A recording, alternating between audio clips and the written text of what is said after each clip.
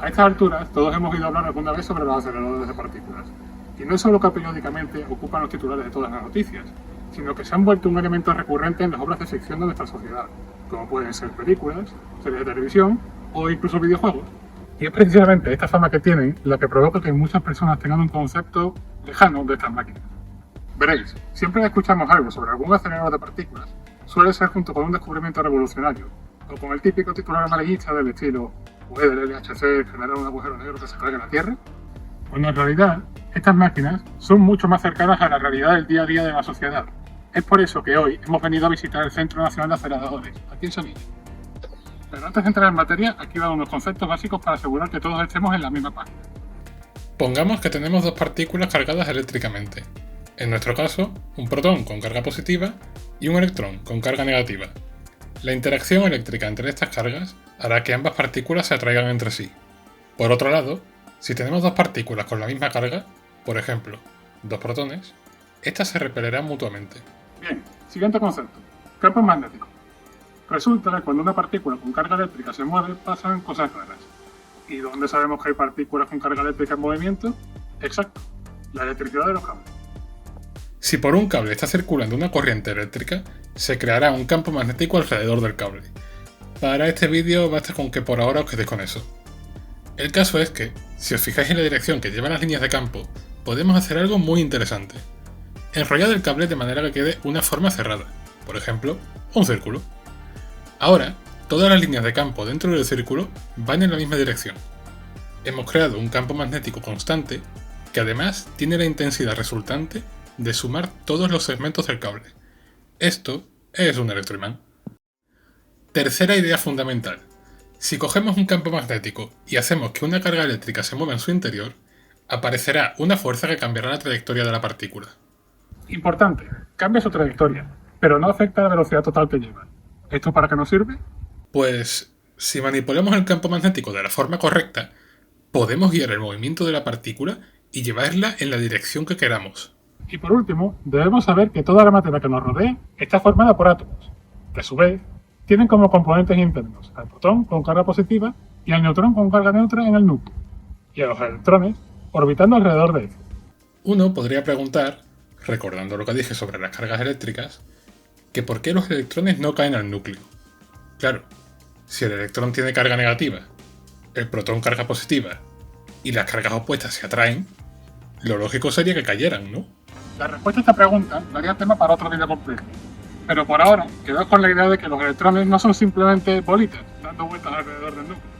Una vez entendido todo esto, ya podemos pasar a hablar sobre los aceleradores de partículas. En el CNA hay varias instalaciones, y en este vídeo trataremos la primera de ellas, un acelerador tándem de 3 megavoltios. Este es el búnker del acelerador. Vamos por partes. En primer lugar, si queremos utilizar un acelerador de partículas, necesitamos partículas que acelerar. Para este acelerador se utilizan tres fuentes distintas. Por ahora nos vamos a quedar con la fuente alfatros. Puede que el nombre intimide un poco, pero os prometo que es fácil de entender. Partimos con un gas de hidrógeno. Lo que vamos a hacer es enchufarle un campo eléctrico lo bastante potente como para hacer que su electrón se separe del protón. Como los dos tienen cargas de distinto signo, al aplicar un campo eléctrico, sea del signo que sea, los dos van a salir disparados en direcciones opuestas. Átomo separado. Gracias a esto, ahora podemos llevar estos átomos de hidrógeno, que a estas alturas no son más que protones, hacia una cámara en la que hay rubidio en estado gaseoso. Antes de contaros para qué queremos un gas de rubidio, primero tengo que hablaros sobre un fenómeno que sufren todos los elementos de una forma u otra. Veréis, los electrones en un átomo se agrupan en orbitales, pero en cada orbital solo cabe un cierto número de electrones. Pues resulta que a los átomos les gusta que todos los orbitales en los que haya algún electrón estén llenos. Es decir, que no sobre ninguno y que tampoco haya huecos. Pues como acabo de decir, cada elemento se comporta de forma distinta frente a esto. Aquellos a los que les falten pocos electrones para completar un orbital tenderán a aceptar más fácilmente los electrones externos.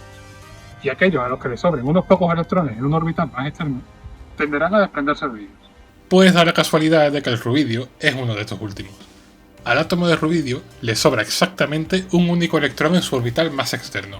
Entonces, sabiendo que al rubidio le sobra un electrón y que nuestro núcleo de hidrógeno se ha quedado sin electrones, el intercambio es evidente. El rubidio hará que pasemos de tener un puñado de protones a átomos de hidrógeno con 2 electrones cada uno. Ahora surgirán dos preguntas. La primera es por qué le hemos quitado al hidrógeno el electrón que tenía para luego devolvérselo con otro de regalo. La respuesta es que cuando el hidrógeno ya tiene un electrón, tiende a rechazar los electrones externos. Por eso, lo primero que hemos hecho ha sido quitárselo. Y la segunda pregunta es, ¿para qué hacemos todo esto? Quiero decir, cuando le quitamos el electrón al átomo, ya nos habíamos quedado solo con un protón. Teníamos una partícula para acelerarla. ¿Para qué le hemos devuelto dos? Pues aquí viene lo interesante. Cuando ya tenemos nuestros aniones hidruros, así es como se llaman estos átomos, les metemos otro campo eléctrico para introducirlos en el acelerador. Esta parte es el peletrón, y es aquí donde de verdad vamos a acelerar nuestras partículas. Hacemos 3 conexiones eléctricas, una en cada extremo y otra en el centro. Conectamos la del centro a un potencial positivo. Para que nos entendamos, es como si acumulamos muchas cargas positivas en esta zona. Y las de los extremos las conectamos a tierra, es decir, que la carga total en esas zonas es neutra. Pues, como nuestros átomos tienen carga negativa, recordemos que el protón y el electrón tienen la misma carga, pero de signo opuesto, por lo que uno de los electrones anula al protón, de manera que la carga del otro electrón es la carga efectiva del átomo. Entonces, se verán atraídos por el potencial positivo del centro. La velocidad que alcanzan las partículas aquí es altísima, pero nosotros queremos aún más. Pues bien, resulta que en el centro hay un gas de nitrógeno esperando nuestro haz de átomos. Cuando entran en contacto, el nitrógeno le quita los electrones al hidrógeno. Esto es porque el nitrógeno es uno de esos elementos a los que le faltan pocos electrones para rellenar un orbital, así que tiene tendencia a aceptar los de otros. Sumemos esto a que el hidrógeno es inestable cuando tiene 2 electrones y tenemos la receta perfecta. De esta manera, ahora nos hemos vuelto a quedar solo con los protones de los núcleos, solo que esta vez ya se están moviendo a una gran velocidad y, recordemos, están en la zona central, donde hay un potencial positivo. Positivo y positivo se repelen. Sí, ahora el potencial del centro va a impulsar de nuevo a nuestros protones, dándoles aún más velocidad. Hemos acelerado nuestras partículas 2 veces utilizando un único campo eléctrico. Todo esto gracias a que al principio le dimos un electrón extra a los átomos de hidrógeno. Lo que queda ahora es bastante sencillo. Unos electroimanes para hacer girar a las partículas, otros cuantos para evitar que el haz choque con las paredes del tubo, y finalmente llegamos al divisor de haz. Aquí tenemos unos electroimanes cuyos campos podemos modificar fácilmente para hacer que las partículas vayan por una de las líneas en concreto. Cada una de estas líneas conduce a una serie de dispositivos donde las partículas son destinadas al uso en concreto que le queramos dar. Este acelerador se puede utilizar en campos tan diversos como la ciencia del medio ambiente, biomedicina, por supuesto, física nuclear e incluso en patrimonio cultural. Aquí va una de las principales aplicaciones que tiene. Hablemos de la emisión de rayos X inducida por partículas, o para los amigos, PIXE. Recordad todo lo que os he explicado de los átomos hasta ahora. Los electrones que se agrupan en los orbitales no tienen todos la misma energía. Cuanto más lejos estén del núcleo, más energéticos se vuelven. Si ahora lanzamos nuestro chorro de protones contra un material, algunos de ellos chocarán con los electrones internos de sus átomos. Entonces, estos electrones saldrán despedidos dejando un hueco en su orbital. Si habéis estado atentos, ahora pensaréis que esta es una situación que al átomo no le gusta en absoluto, ya que no es que le sobre o le falte algún electrón para rellenar un orbital más externo, es que uno de los orbitales internos está incompleto. Por eso, uno de los electrones superiores bajará a cubrir el hueco. Pero recordad que en los orbitales más internos, los electrones deben tener menos energía que en los externos.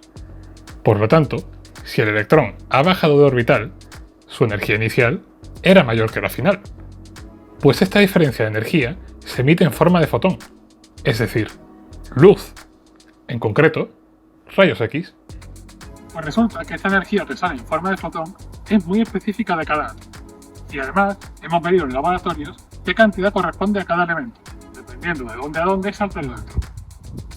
Ahora solo tenemos que poner un material que reaccione fácilmente ante la llegada de estos fotones, medir la energía que lleva cada uno, y habremos conseguido una forma de distinguir los elementos que componen un cuerpo. Las aplicaciones de esto son extremadamente variadas. Por ejemplo, como podemos detectar todos los elementos presentes en una muestra con un único análisis, podemos buscar impurezas en el aire o en el agua que puedan suponer un riesgo para la salud de la población.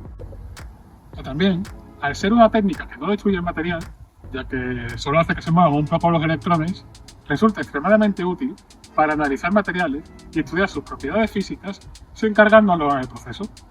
Existen muchas otras técnicas para las que se necesita acelerar partículas: espectrometría de retrodispersión Rutherford, análisis por detección de retrocesos elásticos, irradiación e implantación iónica, NRA, PIGE, XRF, GRT y, como no, la datación por radiocarbono, el famoso carbono 14.